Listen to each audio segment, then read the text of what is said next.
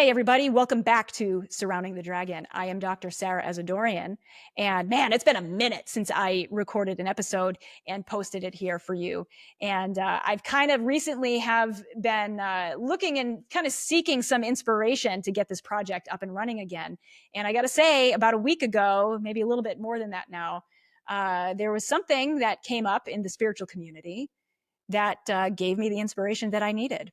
And if you're a follower of the spiritual community, you probably are aware of Aubrey Marcus and his wife Vylana. They're incredible voices and spiritual leaders, I would say, in this industry, in the quote industry. And they recently released a podcast that's causing quite the stir and the controversy, and it's inspired a lot of conversation platform wide. Instagram, podcast, you name it. There's a lot of discussion around the things that they discussed in their podcast.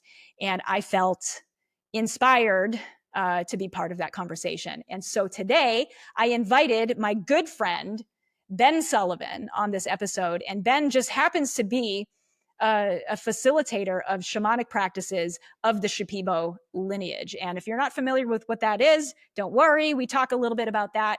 But we also dive into the topics of discernment, the importance of integration in the medicine space and in the spiritual space. We talk a little bit about, kind of the elephant in the room, which is that spiritual narcissism that has a tendency to show up in platforms like Instagram and TikTok and all the and all of that. So anyway, we get into all of it. These are conversations that he and I have had privately for the last few years. And now with this uptick in discussion in and on social media, I felt like this was a really great opportunity to have him on the show and dive deep into this conversation. So without further ado, I will introduce my good friend, Ben Sullivan, and I hope you enjoy this episode. All right, welcome to the show, shamanic space holder, Ben Sullivan. Hi, thank you, Sara. Thanks for having me here. I'm really excited for our conversation. I'm so excited to have you. We've been friends for quite a long time, and the conversations that we always have back and forth always leaves me uplifted and with clarity. And I'm just so excited to finally have you on the podcast. So yeah, likewise. Let's surround the dragon, shall we? Mm-hmm. That's good. Excellent. So, Ben, for my listeners who aren't quite familiar with you and the type of work that you do, can you just give us a quick rundown of all the space that you hold and the beautiful work that you do? Sure. Well, I have been studying shamanic practices and traditions for about 25 years. I started a long time ago, mostly as kind of a journey of self-discovery, exploration. It really wasn't with any intention to do this work outside of my own experience and practice. And through the course of those 2+ decades, I've kind of found my way into close alignment with some of the traditions in what we know currently as the Shipibo traditions down in South America, as well as some indigenous traditions and practices and peoples of this land that we call home, that we are honored guests and visitors to. It has also kind of brought me to understand more about my ancestry and my traditional shamanic practices as we know of them currently. And through all of that, learning how to, like you were saying, hold space for myself, hold space for others, and from that kind of position of service to really allow an opportunity for people to come in, to learn a bit more about themselves, to heal, to kind of expand their own capacity to navigate this world and all of the craziness that comes into it, some of which we'll talk about here today. Yes. But most of all, it's kind of the practice of cultivating a personal relationship with the sacred, with spirit, with, that which is beyond our understanding, and really bring it into a way to walk with in our lives. That's really kind of the emphasis of what I do. Oh, that's such a beautiful way to put it. And having been on the receiving end of the work that you do, I can say that what you do is really incredibly special and powerful. And it's been, in my own experiences, life-changing in such a positive way. Though challenging, spiritual transformation and, inner work and really finding my path. I'd love to say that it's full of bliss and ease and just, it's very freeing. And yes, while eventually it feels that way, sometimes it doesn't always feel so good. Sometimes, we dive into our shadowy parts, all the parts of ourselves that need some healing and need some attention, so that we can show up better in our lives, for our families, for our businesses, for ourselves. It's not always fun. It's not always pleasant. It doesn't always feel good, but it's always in service of our highest good. And it's really important, I think, to have people like yourself to talk to and to share this life with, and to share this path with. So I am so grateful to have you in my life, and I'm grateful that I get to call you my friend. And I look forward to all the work that we will have in the future together too. Yes. I think we're just getting started as a collective, right? Down this path. And this conversation, I think it's going to get a little, spicy. We might be a little controversial. We're going to talk a little bit about, the rise of, let's call it narcissism in the spiritual community. And we're going to talk about discernment. We're going to talk about integration. We're going to talk about all the tools some of the tools that can help anyone get and stay on the path to alignment with their soul and with all the unseen aspects of the body. So I think it's going to be a fun conversation. Me too. Yeah. And for those listening, this is the first podcast that I've recorded in months. And it's kind of, I have to be honest, it's sparked by a little bit of a controversy that's been going on for the last week or so in the online spiritual community. For those of you who are listening, and those of you who might be familiar with a man named Aubrey Marcus, this is a gentleman, a man who is a very loud and how would you describe his voice? He's a very public figure. A very public figure, yeah. Quote, influencer in the spiritual space. And very recently, he and his wife released a podcast that has sparked a deep and important conversation in the spiritual community, questioning things like discernment and things like integration. And it's putting us in a position where I think we have a really great opportunity to have the conversation that we've been having privately for the last few years. And we can have it now more openly and publicly. Seemingly people are ready for it. So what do you say? Let's dive in. Okay. Well, let's first talk about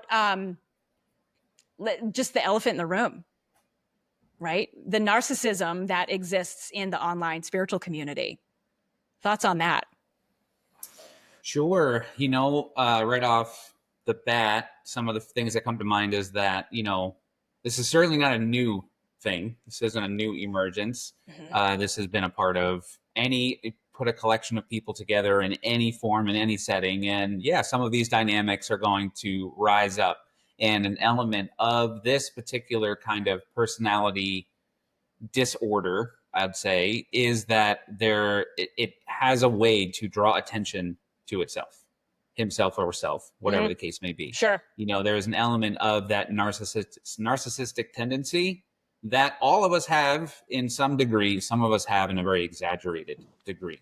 Right. And part of that, it has a way to put the individual on the stage, under the spotlight, seemingly from a place of like, yeah, this is where I belong to be. This is where I deserve to be.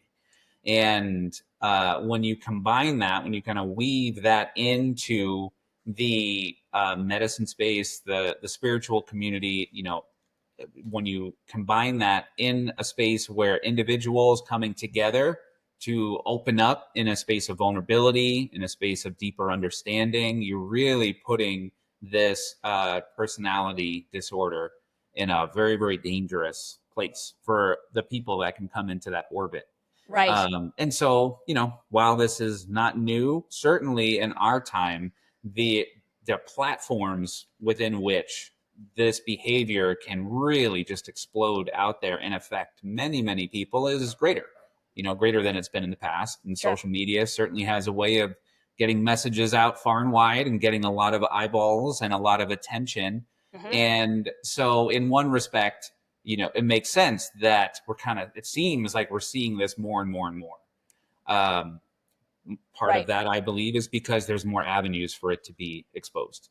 Right. And there's more places, and some of these things that we're seeing more, like the proliferation of these sacred technologies, these sacred medicines, these ancient traditions becoming more and more available, Mm-hmm. allows more and more people to receive access to it. And not all of them are coming from a place of humility, integrity, patience, discipline. And so Right. there can be a quick fix. There can be, oh, okay, now now I have a podcast. Now I'm the leader in a community. I'm doing ceremonies, this. And it's just more and more of it is becoming out there. At the Yeah. same time, though, it's also like how this whole experience that we're talking about, it happened about a week ago, the podcast that you referenced. Mm-hmm. It also allows for a lot more voices to come out in response, and so while there is maybe seeing more of it out there, it's also generating more opportunity for conversation. Yes. And for like you said, the collective to come together and really, interrogate this a bit and say, Mm-hmm. hey, how does this feel? What does this look like? What's my response to this and to the larger conversation? Yeah, exactly. I think, for me, the online spiritual space has become so incredibly performative that it's gotten far away from the roots of what it actually is. Right. I think the good thing is that people these days, the collective, I think we're all searching for our purposes. We're searching for a deeper understanding of humanity. We're searching for a deeper healing within ourselves. And at the same time, we have platforms like Instagram or, these social media platforms where the algorithm celebrates outrageous and outlandish ideas and, inflated type of personalities that give us kind of a false sense of what this is actually about. And so the thing that really inspired me to come out to, take this podcast out of hibernation for the last 8 or 9 months is this message that spirituality is something that everyone should explore in their own way. If they want to, feel better about themselves, if they want to transform their lives, they want to have better relationships and show up in their lives as a more whole version of themselves. And at the same time, we can't make it fashionable. We can't make it performative. It's not like, setting up your camera and your tripod and your ring light in a certain way, just so that you can see that tear that's glistening right down your cheek and like make the best reel or the TikTok or whatever it is. There's so much that gets lost in the performative aspect of spirituality that it dumbs it down, it waters it down, and it loses its integrity. And for me, as I have deepened my relationship with plant medicine over the last few years, I feel a little protective over it. I'm not going to lie. I feel like maintaining its integrity is paramount in our future, and calling out the performative aspects of spirituality. I think that's part of our responsibility as, pasajeros, right? As members of the collective, like we have to call it out when we see something that's going astray here. And I think that's where we're at right now. So yes, I agree that what's happening and what Aubrey and his wife Vylana they've published in a very public way, I think they are showing up in service for the collective, but maybe in a different way than they had planned or anticipated. Because you're right, like we are having these conversations. There's a lot of people, a lot of women stepping up in support of her, of Vylana, encouraging her to step back into her empowerment, right? But also, I'm seeing a lot of men step up and calling Aubrey out for, his choice of words and the way that he phrases things and the things that he even says. I think it's time that we start holding these leaders accountable for their inflated way of doing things. And I think having conversations like this is a really good start. Mm-hmm. Yeah.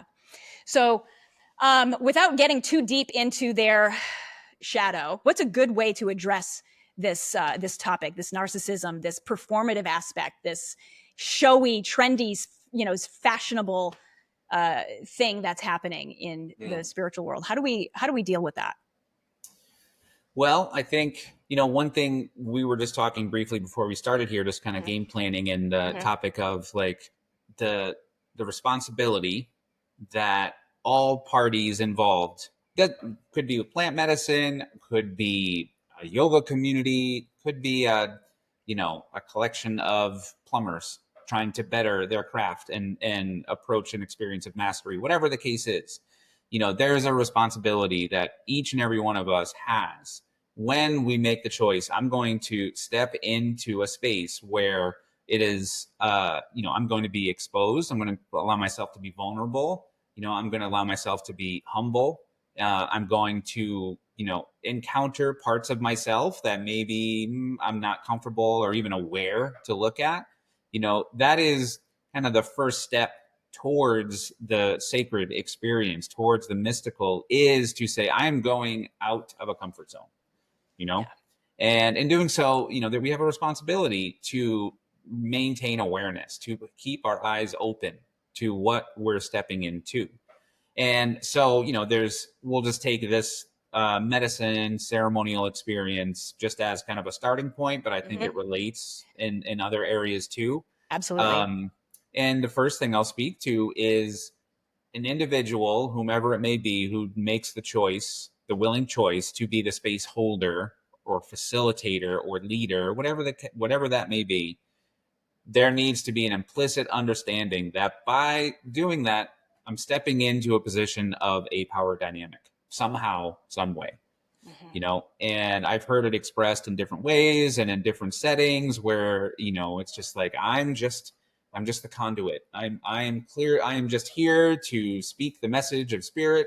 This is not from my ego. I am just a hollow bone. And maybe, but I think more often than not, there's an avoidance of that responsibility when that's being expressed. Or like, this is just what I got. Ayahuasca told me, the goddess Isis told me, ... Right. And if there isn't a bit of interrogation to that, if there isn't a bit of, let me unpack that a bit more, there's a huge opportunity being missed and a responsibility being avoided. Right. Because that is, when we come in contact with that, that's truly, step one is like, this is me. This isn't Isis. This isn't God. First, this is me, first and foremost. And so that's a bit of the responsibility as someone who's taking on a leadership position or the role of a space holder, is to be really, really aware that, there's going to be some projection happening, probably pretty often. Right. And that part of that is natural. Stepping out of this comfort zone is going to generate different perspectives, thoughts, ideas, feelings that I'm normally encountering. So yeah, there's going to be some unknown, but let me always remember that I'm the one in this experience. Right. This is my experience. This is my experience. Right. And that's where kind of the power dynamic comes into play. When I extend that out and now I'm bringing somebody else in to my experience, I got a message about you.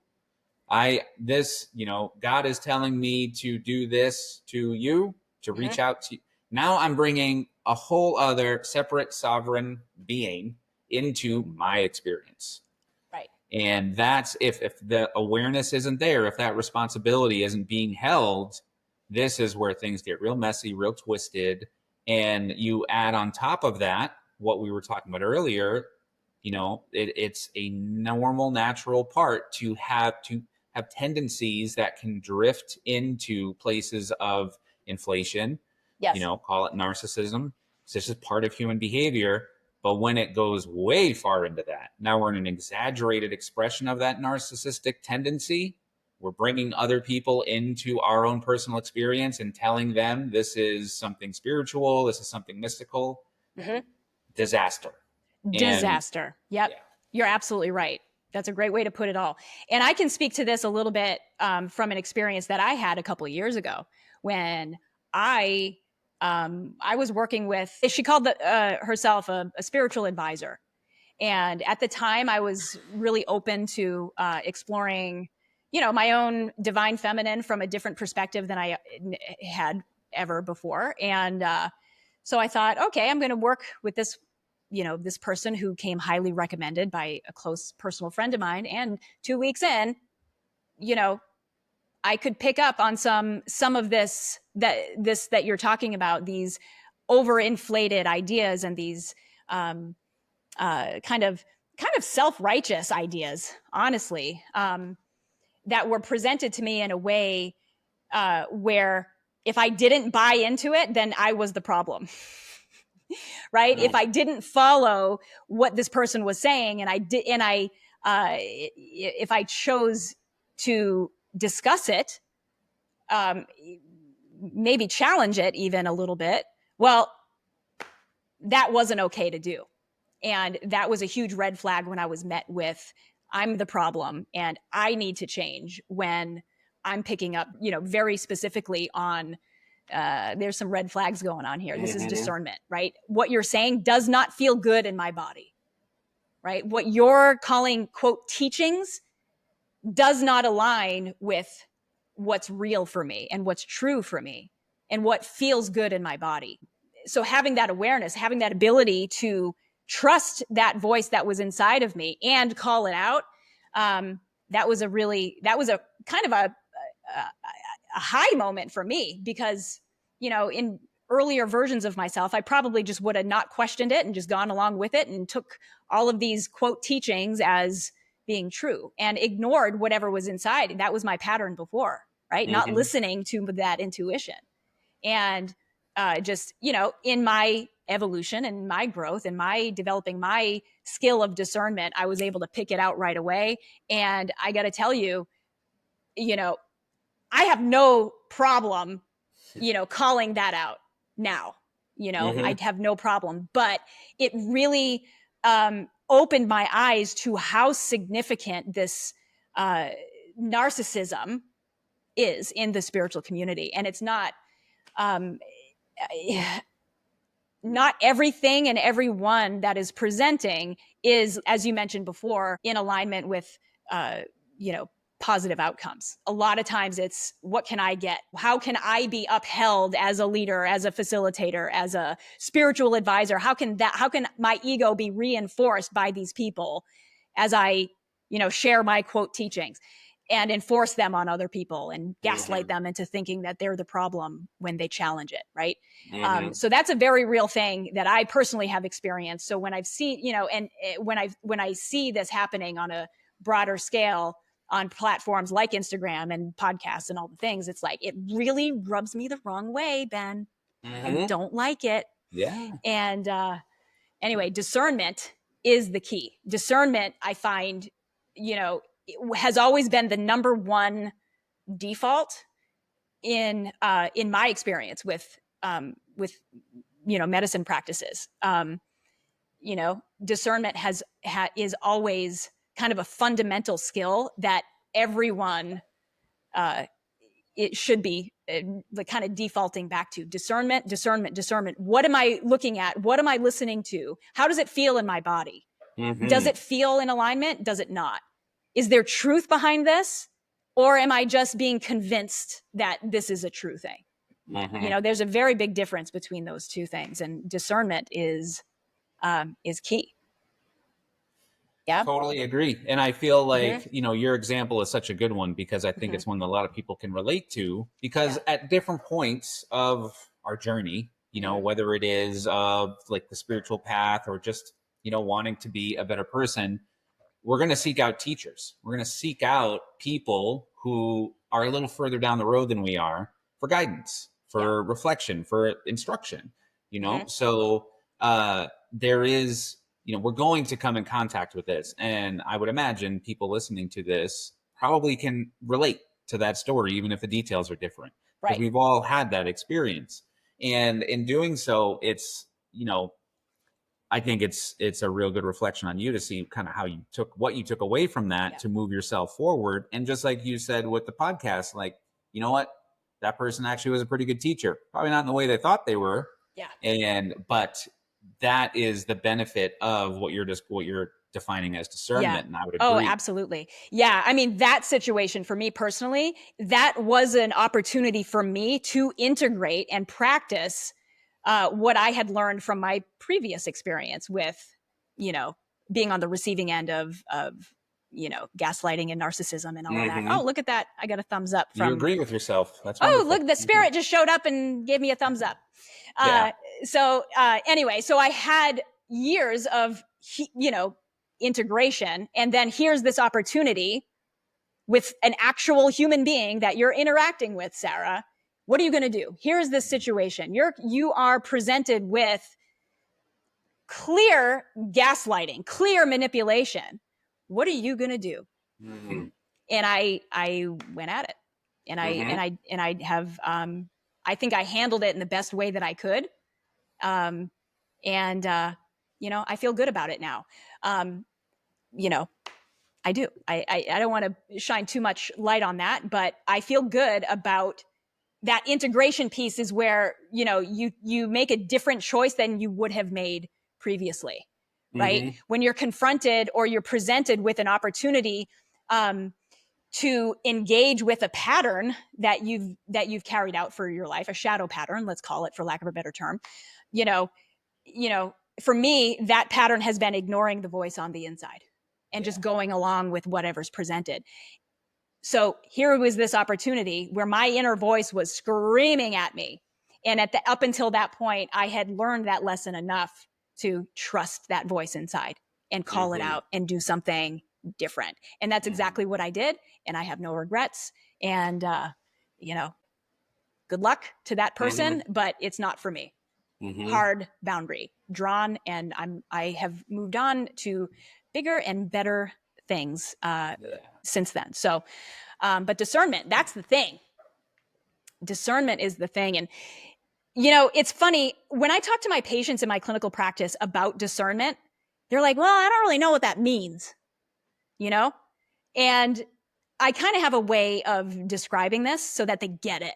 And so for the listeners, I kind of want to, it's kind of a lighthearted way to place this, but like, discernment is kind of like, if you've ever been to like a touristy area, like Times Square in New York City, or like the Strip in Las Vegas, or somewhere where they have street performers. And the street performers, like sometimes they're dressed up like movie characters, like Spider-Man or Batman or Mickey Mouse or something, you know? But, you know, you can pay like $10 to get your picture taken with Mickey Mouse, right? But here's the thing. These street performers don't have the licensing with Disney or with Marvel to get the actual costumes, right? So they get the generic versions, right? So here we have like, you're telling me it's Mickey Mouse, but it's like your head's too small, the ears are too close together, the outfit's not quite right. It's like, you're telling me this is Mickey Mouse, but that's not Mickey Mouse. It's not Mickey Mouse, Ben. It's not. And so just that like quick moment of like, okay, you're telling me this is Mickey Mouse, but I know Mickey Mouse to be something else. You know, the big old head, the big hands, and, you know, the cute little laugh and all of that, right? Like, don't tell me that this is Mickey Mouse when I know that it is not. That is discernment for me. That's like the basics of, you know, discernment. Like, obviously, from a spiritual perspective, it's, you know, a little bit more complicated than that. But generally, or just like kind of from a very, you know, loose way of putting it, that's typically how I describe it. It's like, you see the differences, you know what the truth is, and then you call out when you're presented with something different. Yeah. Yeah. I think it's a great way to put it. And, Yeah. and it's like discernment is our capacity to see where the projection is interfacing with the reality. Yeah. To see where the pattern is coming up against like the parts of us that are trying to change or wanting to grow, and it's in that meeting place that to be discerning is to be really aware, really observant, really like tuned in to what it is that is happening. And to, like you're saying, like, oh, wait, there's some details here that don't add up. There's something in me, in my system, that is in conflict with what is being presented to me. Right. And sometimes it's what I'm presenting to myself, and in kind of the spiritual practice and navigating the spiritual landscape, the mystical landscape, and encountering the sacred, like that's the way so many of these lessons are going to be brought to us. And it's in that meeting place between this is my expectation, this is the way I've always done it, this is my pattern, my program, whatever we want to call it, and then here's reality. That's where the ability to be discerning allows us to kind of see through the distortion. Right. And just as an example of like, kind of the drama that brought us to talk today, a part of that in all of that dialogue was some reference to, I got a message from a God. deity. Yeah. Got a message or from ISIS. God. And God said X. And what do you know? Whoa, that sounds great. That's just what I want to do, actually. But God told me. So this is God's doing, not mine. To be discerning would to take a pause in that moment and say, all right, here comes this message. And I'm open to receiving guidance, and I'm open to receiving higher wisdom from a place other than myself. But then I have to question, I have to be curious about what is it that message is propelling me towards. And to be discerning is to be like, okay, let me sit with that for a minute. God says to do this. All right. Let me just switch that around a little bit. What does it feel like when I say, I want to do this? How's that feel? Like, what comes up for me when I sit with that? Ayahuasca said I need to do XYZ. Oh, well, I can't say no to ayahuasca. I want to do XYZ. All right, now what does that feel like? Perhaps it's the same. Perhaps it's like, yep, okay, I'm in alignment with what I'm doing. This feels like something I want to go for. But to first and foremost interrogate what it is that's coming forward, that's an element of discernment. Absolutely. Another aspect to kind of explore and bring discernment on board is, to be in close contact and deep relationship with your own values. What is it, when I sit quietly with myself and really meditate and think upon the types of things that I want to bring into my life, the direction I want to go towards in my life, what are the relationships I want to have? What is the acts of service that I want to bring out into the world? Like, those help define my values. And if I have a good understanding of what those are, I am much more able to kind of look out into the world and into relationships and into experiences, whether they are, with the help of medicines or not, and understand like what these things that are happening to me, these messages I'm getting, are those in alignment with my values? Or are they, we've used the word already, is it some shadow part coming forward, wanting to get my attention? Is it some, impulse that maybe that'd be cool if I did that?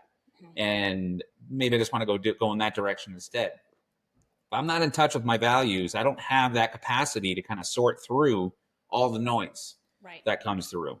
Right. And so if one of my values are, I want to be in, this is the kind of service that I want to be doing. I want to be a good steward of medicine, or I want to help others through their process. That's a value. And if something comes through, say I'm somebody that I'm working with, or someone who sits across from me, and I may hear in their story, like, okay, this is their problem. I can totally see what it is. But I also know that you can't just like vomit that onto somebody. Here's what's wrong with you, and here's what you need to do. Right. Because my value is I want to help this person. I want to help them grow. And I understand that growth takes time. And growth takes, it's an experience of encountering challenges. And sometimes that challenge comes in different ways. It's not me saying, here's what your problem is, here's what you got to do. That'll be $2,000, please, and come back next month. You know, Right. If I don't have an orientation towards my values, and those values are coming from something greater than my own wants, then all that noise, I mean, God is going to talk to me all day long, telling me, yeah, go eat that chocolate cake. Right. Yes, go do that. All those things. Right. And go on this dating site. Go on that dating site. You know, all the things. That was really, that's really a good insight there, Ben. Well, I think it's too like having an understanding around how the divine works. I don't know if that's the right way to say it, but like, you know, when I sit with medicine, like I know a little bit about how medicine shows up for me thus far, right? I still have a long way to go, and I still have a lot to learn down the future of my medicine path. There's so much more to learn. But at this phase that I'm in right now, I know the voice of medicine. I know what it feels like to be held by the medicine. I know what it feels like to be in alignment with integrity, right? The integrity and the purpose behind the medicine. I know what it sounds like. I know what it feels like. I know, you know, because I've been there, and I've experienced it enough to have the familiarity of ways that it typically shows up for me. It can be different, but there's always a similar underlying tone to it. Like the voice, the vibration to it is always very steady, and it's always recognizable. So, you know, when I'm in a ceremonial space, and there's, you know, these, you know, for lack of a better term, imposters that I encounter in that space that are pretending to be the medicine, that are pretending to, you know, take on the form of the divine. That's where I have to slow down and breathe and come back into that knowing that's already within me. Like I have to go back, bring my attention back into the light that already I know resides inside of here. And then I come back to that place. I come back to that situation or that figure that I'm interacting with. And is it in resonance or is it not? And they're telling me, you know, you're trying to sell me on, this is a message from the divine. This is a message from God. This is a message from ayahuasca. And see, I kind of look like her, like that Mickey Mouse thing, right? Mm-hmm. I kind of look like it. I kind of sound like it, but there's just some little things that are off. And it's in that knowing, and it's in that settling into knowing what's true and what's not, what's of the divine and what's not, and really recognizing that in the moment, using that discernment, using that awareness, that deep awareness through what's the word that you use, when you question, you question. What was the word that you used? Interrogate. Yes, thank you. That's a great way to put it. It's like, what's this really about? What am I actually seeing? What am I feeling? What am I experiencing? And is it in alignment with what I know the divine to be? Right? I know that the divine is not going to send me onto a dating site to find somebody special that's going to change my spiritual life. Right? Because I know that there's not a whole lot of divine or divinity that resides on those places, right? On those platforms. I know that.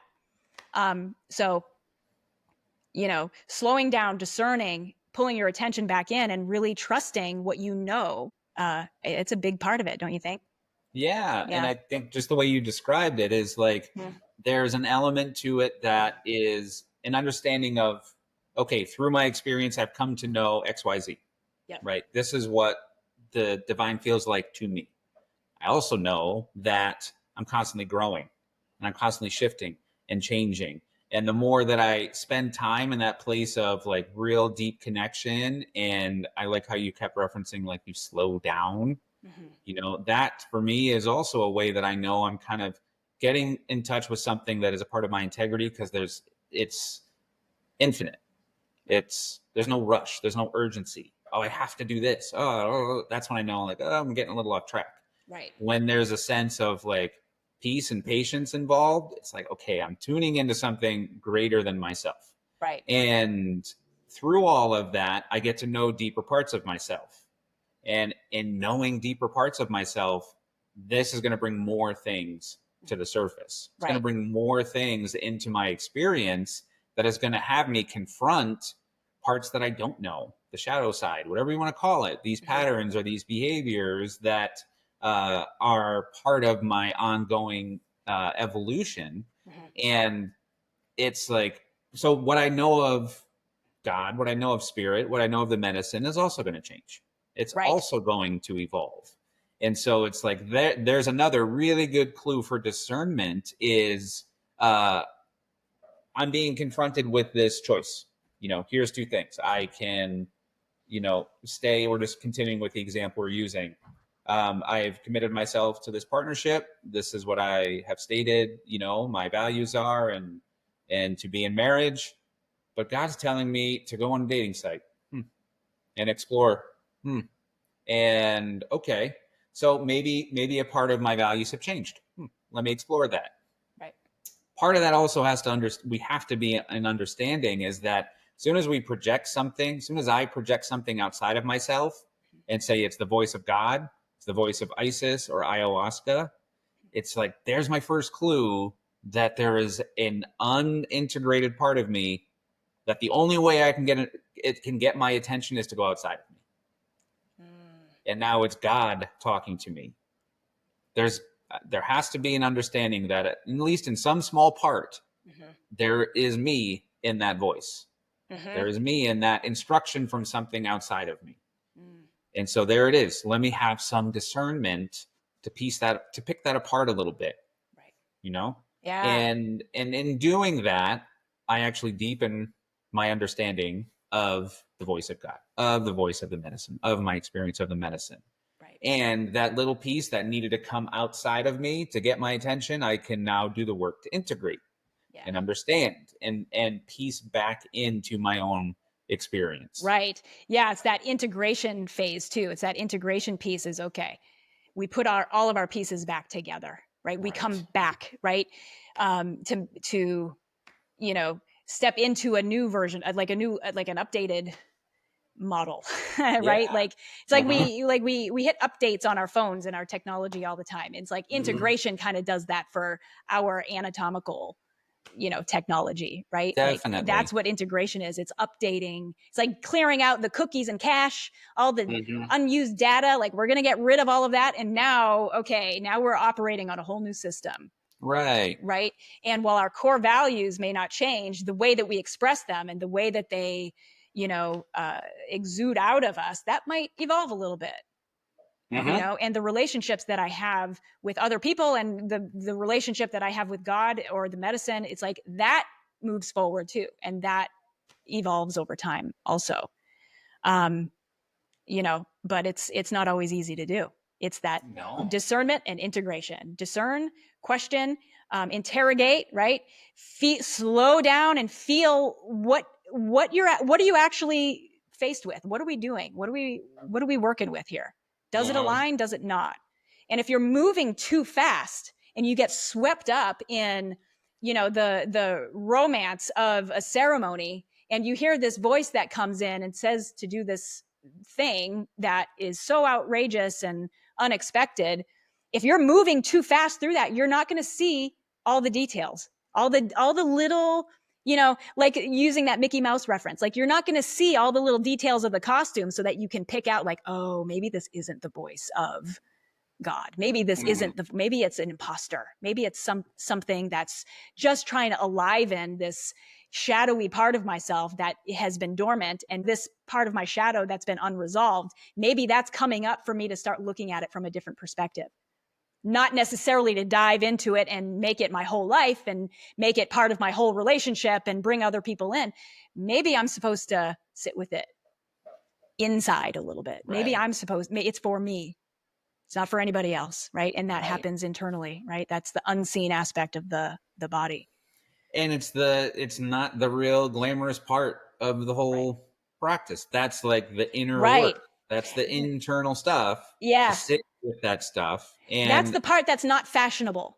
Mhm. Right? Like the thing about plant medicine, psychedelics, and the popularity of this type of spiritual work, like a lot of people are diving into it because they think it's cool. They think it's trendy. They think, oh, I want to go have this psychedelic experience. I want to have this, this huge, spiritual awakening.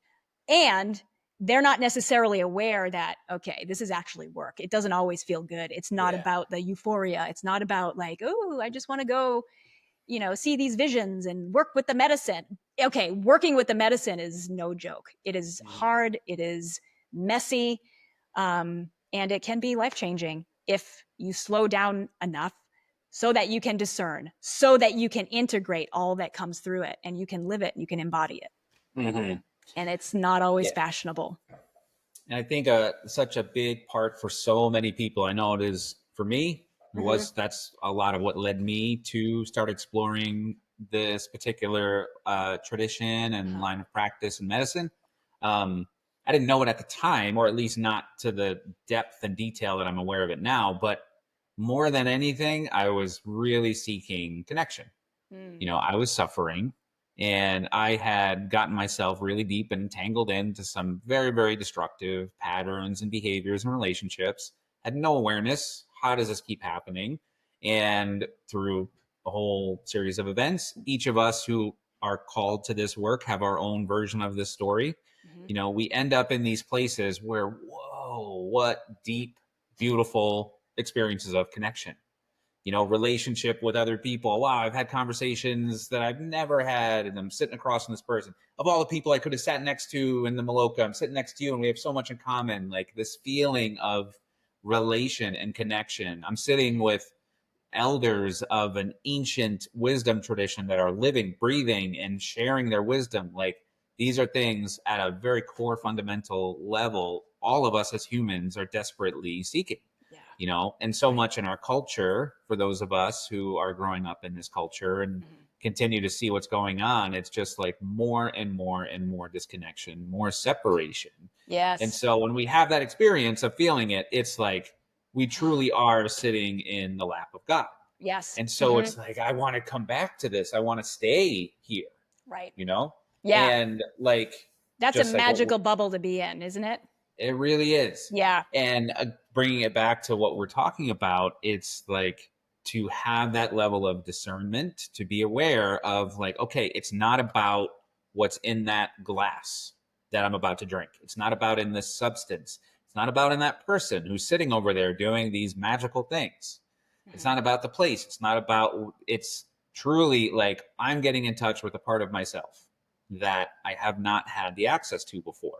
Right. That is what I want to continue to cultivate and develop. And through that, employ great amount of humility, employ a great amount of patience, and say, okay, it is through this relationship that I'm experiencing. It's through this connection that I'm experiencing that is allowing me to get into deeper touch with this. Right. So let me express and experience some like humility at the feet of a tradition, at the feet of this wisdom, this medicine, that the tradition through which this space holder is bringing in this work, right?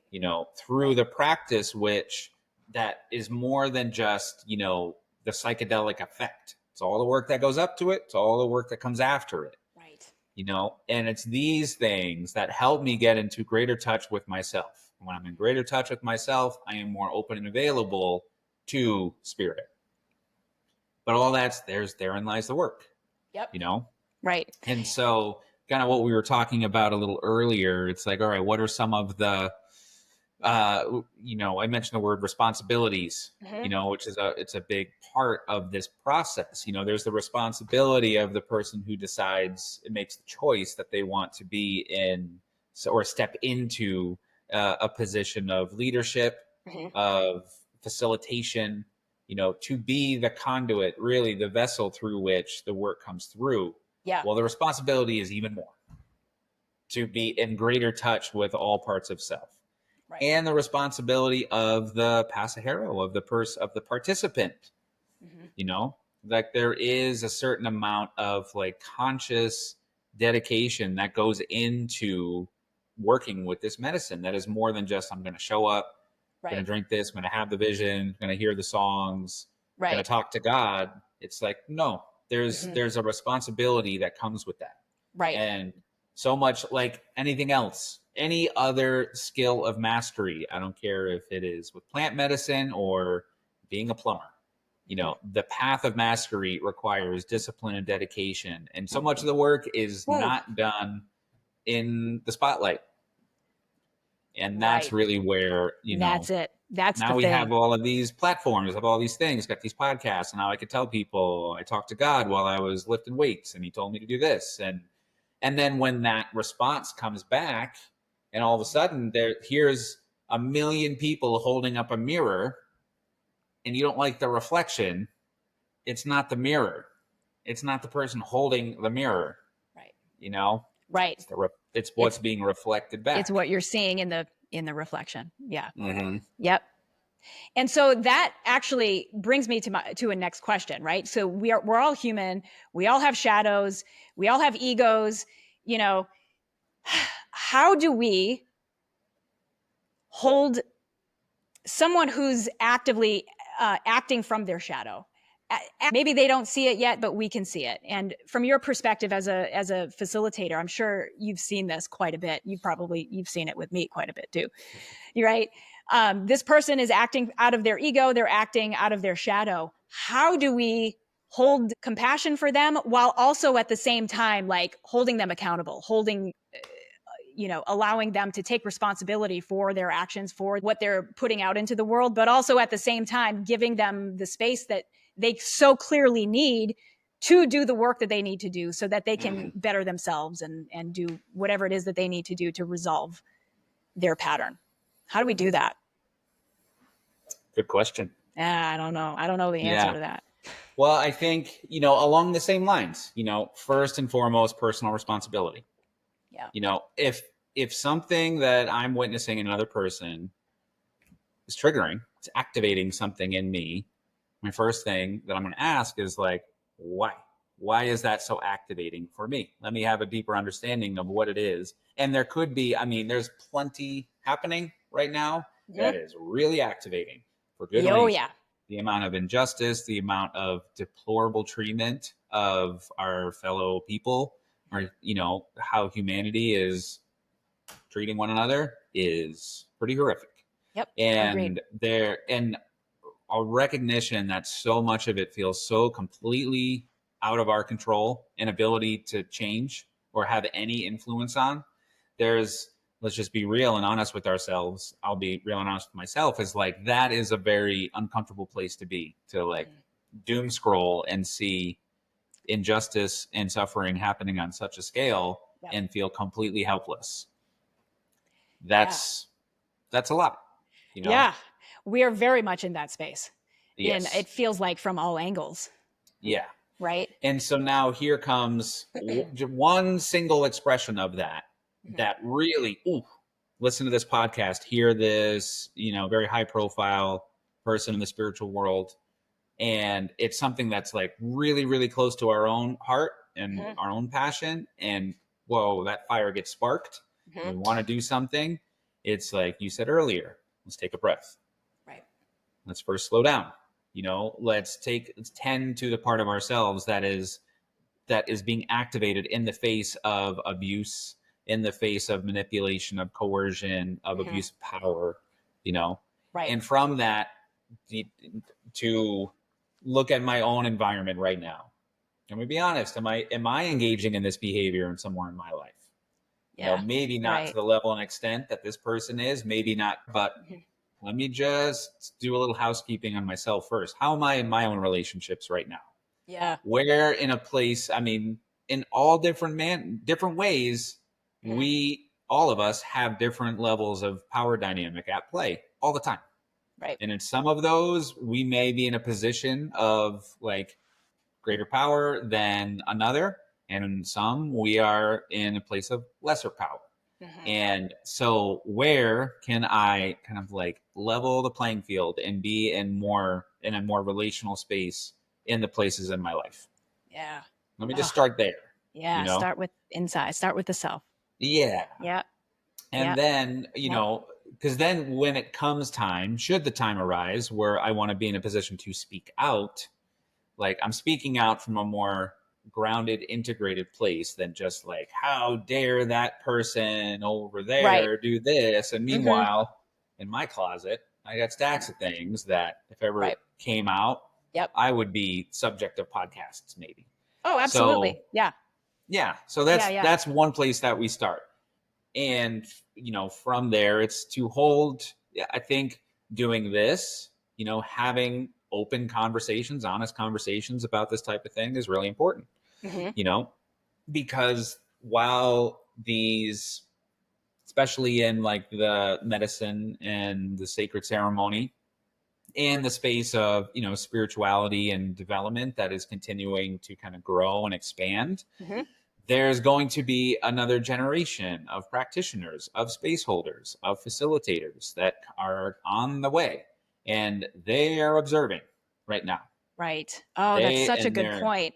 Soaking it all in. Yeah. You know? Right. And so in what way can I be an example of that, which I think is a healthy, supportive, safe expression of what this path can offer. This very tiny sliver of this infinitely wide path of medicine and deeper understanding and closer connection to that which is greater than ourselves. Tiny little hair thin piece of it that I've found my way to walk.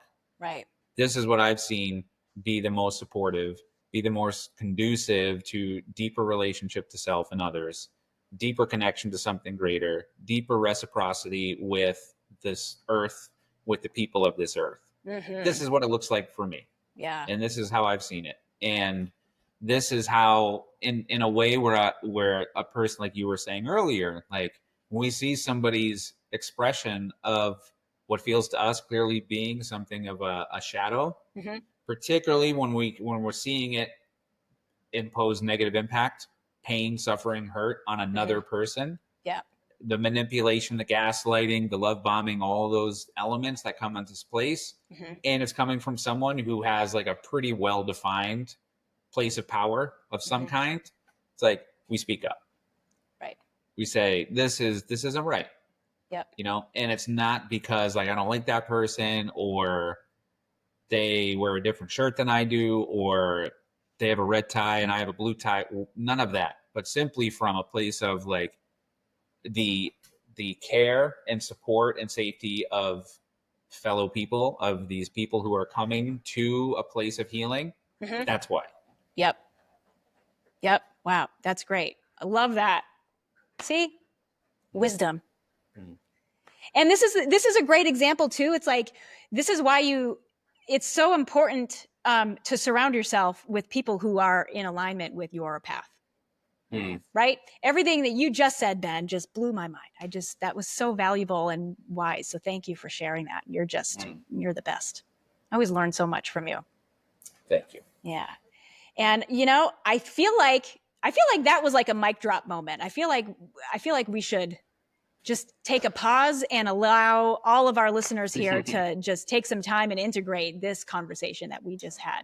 So we could go all day, right? We can go in any number of directions right now, but maybe we'll save those for some future episodes. What do you say? Sounds good to me. Yeah. Thank you so much for being here, Ben. I really appreciate you. Is there anything else, if you had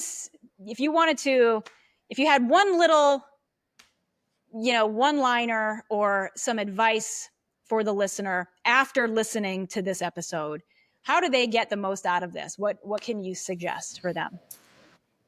Ooh, well, I think, it's kind of in keeping with what we've been talking about and this idea of like discernment and integration. And again, whether this is on a like specifically spiritual path or practice that involves plant medicine or any sort of practice of any kind, just wanting to move in the world in a more whole and integrated way. One thing I would say is just this idea of like, just we're getting so many ways and avenues to go so far out of our own space. We're seeing things happen in the world that are so just completely out of our control. And this feeling, again, all of this media is designed to just have us be to distract us and distract us. Pull to us really out. To take many, many steps back to self, and the one thing I would say, just because it was kind of coming up as we were talking here, is like part of being discerning, part of integrating is to have like places of reflection, both self and from the external world, that allows us to get a better look, a more honest and clear look at our being, what's going on with us. And this is where I really feel community is such an important thing, and so necessary. But like you said, not just anybody. If we go out into the world, if you go to Times Square and talk to Mickey Mouse, maybe that's the alignment isn't exactly what is. You're going to get a generic version Mickey Mouse. Right. And so I think it's kind of what's helpful for me is to when I look across my community and those who I'm interacting with and I'm navigating this world with, I think it's really helpful. It's helpful for me to know that I have teachers. I have people, like I mentioned earlier, people who are a little further down the road than I am. Yes. People who have, a little more life under their belt and who have seen a little more things. And I go to them and I ask questions. I sit and talk, and it doesn't have to be like a form. This is my coach or my mentor or my maestro or maestra. It's just people who have seen a bit more of the world. Those are the teachers, the elders, and spend time with them. Yeah. I also have peers, people who I feel I'm kind of like walking along the same part of the road with, and I can get a different reflection from my peers than I can the teachers or the elders, and they offer a bit of a different reflection and help me see some things and I can process with and dialogue and discuss with a little differently. And I also have those who I show up in a space of service. May not be that I'm further on the road than they are, maybe, but also like they also offer a different kind of reflection than the peers do or my elders do. Right. And so because we talk about it's good, we need community. We have to be in community, which is great. Yes, we do. And I think it's helpful to kind of like add a little bit of structure, add a little bit of maybe not structure, a little context to like what are some of the components that make up a healthy community. Because if I have some elders, some teachers, some people who I can show up with some deference and humility to, I'm going to get some feedback that'll be really helpful. Yes. If I have peers that I feel I have a rapport with and we kind of see things, maybe not in the same way, but we're kind of navigating a similar space, I can get some feedback that'll be helpful. Right. And then when I show up in a space of service and I'm here in a place to like help offer something, teaching, guidance, whatever, I can get some feedback that would be really helpful. And maybe if I have that feedback, I can get some like, hey, I'm thinking about doing this podcast where I got this, where ISIS told me this thing, or I'm looking to make a decision here because God told me while I was on the elliptical. With a good, healthy community, maybe I can get some feedback that will help clarify some of these things and take that personal experience that is being projected out of me. And I have people that I trust and who I feel supported by and I feel safe with can kind of hold the mirror up a little bit and say, what do you think? How does this look? That's what's going to get me a little more deeply in touch with myself. And that's a beautiful, beautiful way to kind of put the cherry on top of this conversation. So thank you, Ben Sullivan. Thank you. Ben, if anyone wanted to learn more about you and what you have to offer, where can they find you? You can go to originalmythology.com.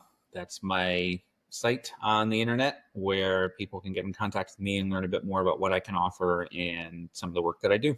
Originalmythology.com. Wonderful. And I will make sure to put a link to that website in the show notes. So guys, go and check that out.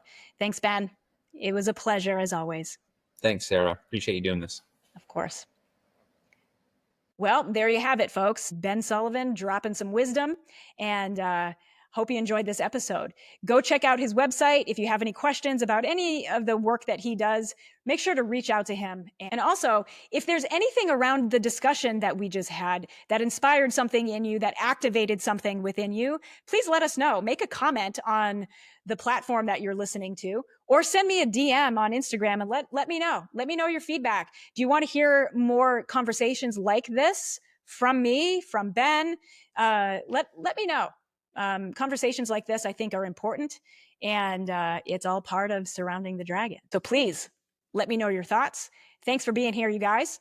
Thanks for listening, and we'll see you on the next one.